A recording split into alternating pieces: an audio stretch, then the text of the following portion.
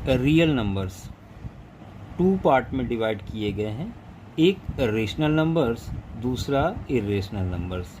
Rational number वो number होते हैं जिन्हें हम P अपॉन Q के फॉर्म में लिख सकते हैं और कभी भी Q 0 के इक्वल नहीं होना चाहिए। साथ में P और Q दोनों ही इंटीजर को बिलोंग करेंगे, जैसे 2/3 या 7 या 7/1 आप कह सकते हैं।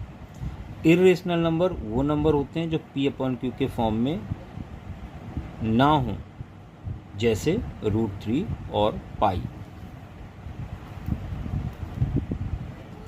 अब रेशनल नंबर को फिर से टू पार्ट में डिवाइड किया गया है, एक टर्मिनेटिंग और एक non terminating and repeating. Terminating जैसे P अपॉन Q, जहाँ पर Q 2 की पावर m और 5 की पावर n के फॉर्म में होना चाहिए, मतलब 2 और 5 का मल्टीपल, जैसे 7/50। 50 के आप प्राइम फैक्टर करेंगे तो आपको 2 5 ही मिलेगा, ये टर्मिनेटिंग हो गया। Non terminating and repeating, P upon Q के फॉर्म में तो हैं, लेकिन जो Q है वो 2:m 5:n के इक्वल नहीं है, इस फॉर्म में नहीं होगा, जैसे 3/7। इसके अलावा HCF into LCM is equal होता है गिवन नंबर के प्रोडक्ट के। और जो आपके इरेशनल नंबर हैं ये नॉन टर्मिनेटिंग और नॉन रिपीटिंग होते हैं। Non terminating and non repeating, non terminating and non repeating.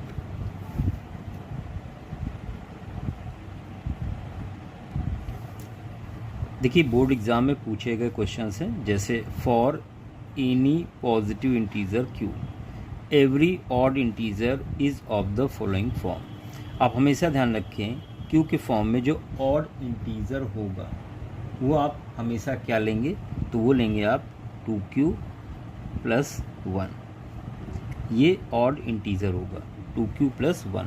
यहाँ आप Q की कोई भी वैल्यू रख दें, ये नंबर हमेशा आपको ऑड ही मिलेगा।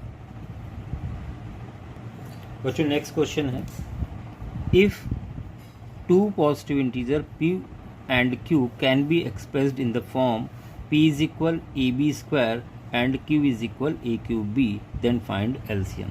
बच्चों यहाँ पे आपको P दिया गया है A B की पावर 2 और Q दिया गया है A पावर 3 और B।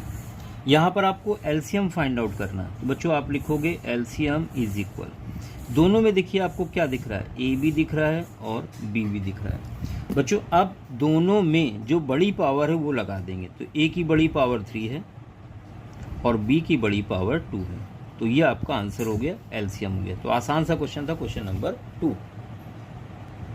बच्चों यहाँ पर आपको A दिया गया है क्वेश्चन नंबर 3 में 2 की पावर 2, 3 की पावर 3, 5 की पावर 4, और B दिया गया है 2 की पावर 3, 3 की पावर 2 और 5। आपसे SCF पूछा गया।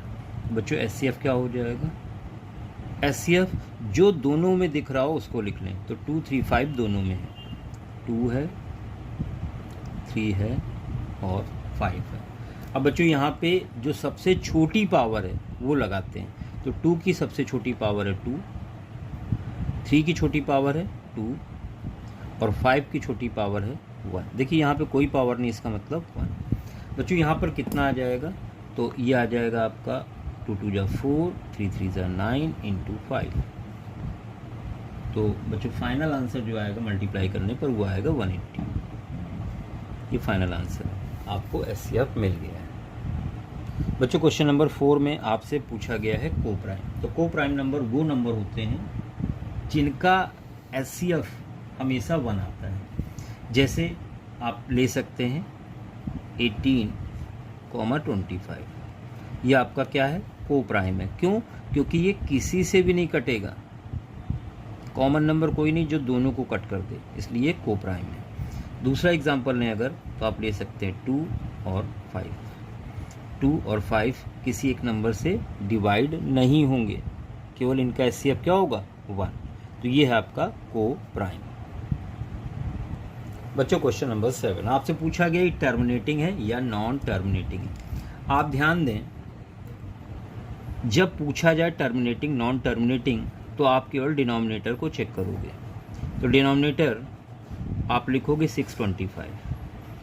अब इसके प्राइम फैक्टर करोगे तो ये आएगा 5 इंटू 5 इंटू 5 इंटू 5। बच्चों इसको लिख सकते हो 5 की पावर 4। अगर डिनोमिनेटर 2 है या 5 है या 2 5 दोनों है तो वो टर्मिनेटिंग होगा। अब यहाँ पे ये तो 5 के टर्म में है, therefore it is terminating decimal.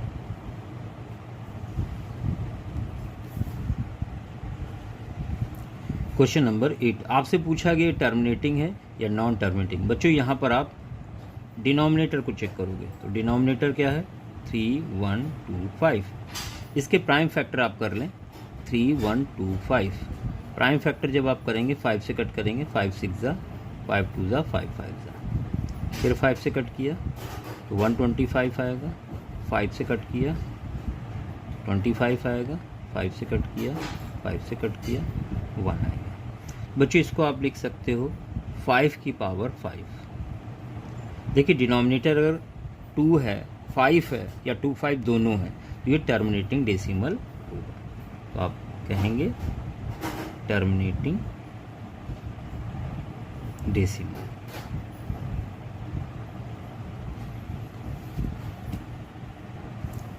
बच्चों यहाँ पर एलसीएम आपसे पूछा गया 15, 18 और 24 का। तो आप सिंपल मेथड से यहाँ एलसीएम निकाल सकते हैं। सबसे पहले आप 2 से डिवाइड करेंगे तो ये 15 होगा, 9 और 12। फिर 2 से आपने डिवाइड किया 15, 9 और 6। 2 से डिवाइड किया 15, 9 और 3। 3 से डिवाइड करेंगे 3 5 ज़ा 3 3 ज़ा 3 1 ज़ा। आपने 3 से डिवाइड किया तो यहाँ आपको मिलेगा 5 1 और 1। 5 से डिवाइड किया तो 1 1 1। बच्चों ये आ जाएगा LCM is equal 1 2 3। 2 is to power 3 into 3 is to power 2 into 5। ये आंसर हो गया। आप चाहें तो इसको मल्टीप्लाई भी कर सकते हैं। तो 8 9 और 5, 8 5 ज़ा 40 और 4 9 ज़ा 36, तो ये 360 आएगा। तो ये हो गया आपका एलसीएम। क्वेश्चन नंबर 10 आपको एलसीएम दिया हुआ है, एक नंबर दिया है, दूसरा नंबर दिया है, एचसीएफ निकालना है।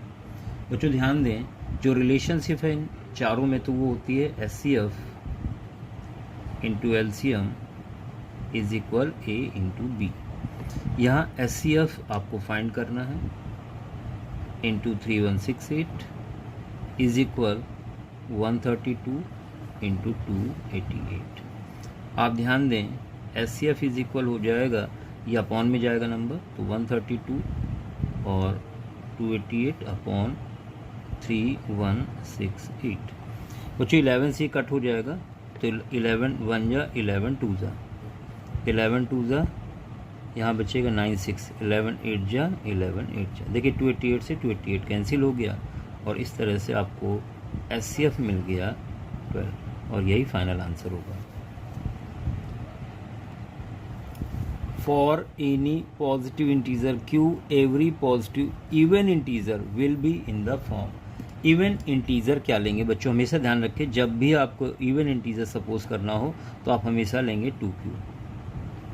इस q की जगह आप कुछ भी रख दें, कोई भी नंबर रख दें, हमेशा आपको क्या मिलेगा, इवन मिलेगा। तो यहाँ पर आप कोई भी इंटीजर रख दें q की जगह, आपको ओवरऑल जो रिजल्ट मिलेगा वो इवन मिलेगा। अगर 2 नंबर लेने होते तो एक लेते 2q, दूसरा सपोज करते 2q प्लस 2, उसके बाद 2q प्लस 4। बच्चों ध्यान दें, इस क्वेश्चन में बोला गया sum of exponents of prime factor of 144। Exponent मतलब आपको पावर का सम निकालना है। तो सबसे पहले 144 के प्राइम फैक्टर पता करें, तो इसको आप 2 से डिवाइड करेंगे, 2 7 जा 2 जा, फिर 2 से डिवाइड किया तो 36 आएगा, 2 से डिवाइड किया 18, 2 से डिवाइड किया 9, 3 से डिवाइड किया 3, 3 से डिवाइड किया 1। बच्चों 144 को आप लिखोगे 1 2 3 4, 2 is to power 4 into 3 is to power 2, ऐसे लिखोगे। अब आपको पावर का सम निकालना है, एक्सपोनेंट का सम निकालना है। बच्चों यहाँ पे एक्सपोनेंट का सम क्या होगा, तो आप लिखोगे सम ऑफ एक्सपोनेंट इज इक्वल, एक पावर 4 है, एक पावर 2 है, जो फाइनल आंसर आएगा वो आपका 6 होगा। बच्चों क्वेश्चन नंबर 13 में आपसे पूछा गया है प्राइम फैक्टर ऑफ 156। तो 156 के प्राइम फैक्टर पता करने हैं आपको। 2 से डिवाइड करेंगे, 2 7 जा 8 जा, 2 से डिवाइड करेंगे, 2 3 जा 2 9 जा, 3 से डिवाइड करेंगे, 3 1 जा 3 3 जा, और 13 से डिवाइड करेंगे 1। तो यहाँ पर आप लिखेंगे 156 is equal 2 is to power 2 into 3 into 13। ये फाइनल आंसर होगा क्वेश्चन नंबर 13 का। क्वेश्चन नंबर 14 आपसे प्राइम फैक्टर पूछे गए हैं 140 को कि कैसे एक्सप्रेस करोगे। तो 140 आप इसको 2 से डिवाइड करेंगे, तो 2 7 जा 70 आएगा, 2 से फिर किया तो ये 35 आएगा, ये 5 से डिवाइड होगा, 5 7 जा 7 से 1 जा। बच्चों आप 140 को लिख सकते हैं 2 is to power 2 into 5 into 7। तो आप 140 को प्राइम फैक्टराइजेशन में इस तरह से एक्सप्रेस करेंगे। क्वेश्चन नंबर 15 ए दिया गया है, बी दिया गया है, एचसीएफ दिया गया और आपको एलसीएम फाइंड करना है। We know relationship between these terms HCF into LCM is equal A into B. तो 18 into LCM is equal 252 into 594 होगा। बच्चों यहाँ से आपको एलसीएम मिल जाएगा 252 इंटू 594 डिवाइडेड बाई 18। 18 1 जा 18 और 18 4 जा 72। देयरफॉर एलसीएम इज इक्वल, आपको इन दोनों नंबरों को मल्टीप्लाई कराना है, एलसीएम मिलेगा आपको